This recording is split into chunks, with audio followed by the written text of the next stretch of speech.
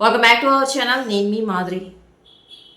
జీవితకాలం గుర్తుండిపోయేటటువంటి జ్ఞాపకాలని నాకు మిగిల్చింది ఈ జీవితం అని చెప్పేసి చాలామంది నోట్లో నుంచి మనం వింటూ ఉంటాం. అదేంటి, జీవితకాలం గుర్తుండిపోయేటటువంటి జ్ఞాపకాలు అసలు ఉంటాయా? ఎవరిస్తారో అలాంటి జ్ఞాపకాలు అని అంటే ఒక్క ప్రేమ మాత్రమే జీవితాంతం గుర్తుండే జ్ఞాపకాలను ఇస్తుంది అనమాట. అంటే అది సంతోషం కావచ్చు, బాధ కావచ్చు. అందరి విషయాల్లోనూ సంతోషమే ఉండాలని లేదు, అందరి విషయాల్లోనూ బాధనే ఉండాలని లేదు.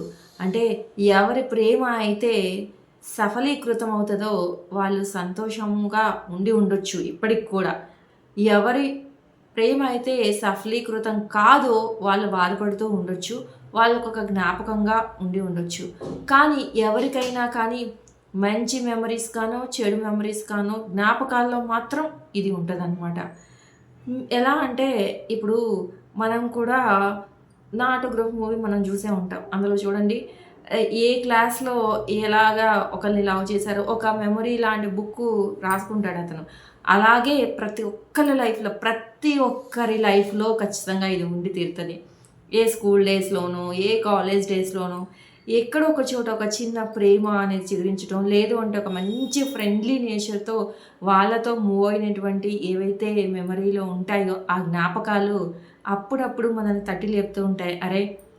కాలేజ్ డేస్‌లో ఎన్ని చిలిపి పనులు చేశాము, కాలేజ్ డేస్‌లో ఎన్ని జ్ఞాపకాలున్నాయి.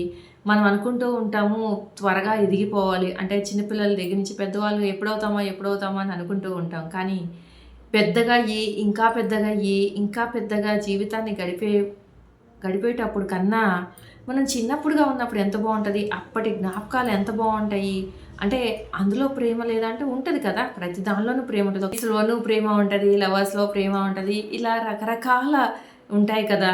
అప్పటినుంచి కూడా ఆ జ్ఞాపకాలను సాగిస్తూ ఒకరికొకరు దాన్ని లైఫ్ లాంగ్ తీసుకెళ్ళే వాళ్ళు ఉంటారు. లేదు అంటే పరిస్థితులు వాళ్ళకి అనువుగా లేకపోవటం వల్ల, లేదు అంటే ఏదో ఒక కారణం వల్ల విడిపోయే వాళ్ళు ఉంటారు.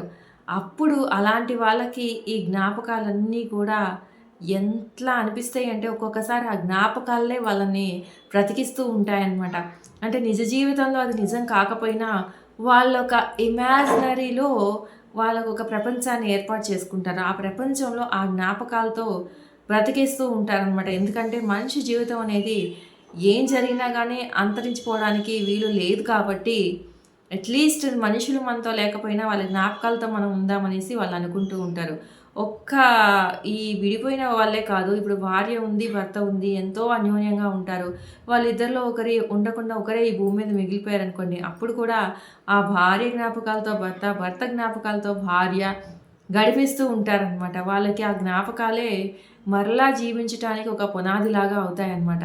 మీరనుకోవచ్చు ఈ రోజుల్లో ఉన్నాయా అలాంటి బంధాలు అంటే ఉండకపోవచ్చు. కానీ అప్పటి బంధాలు కలిగి ఉన్న వాళ్ళైతే ఇంకా బతికే ఉన్నారు కదా! అంటే మన అమ్మ వాళ్ళు, అమ్మమ్మలు, మనము మన జనరేషన్ వరకు కూడా అవన్నీ పద్ధతులు ఇంకా పాటిస్తూనే ఉన్నాం కదా!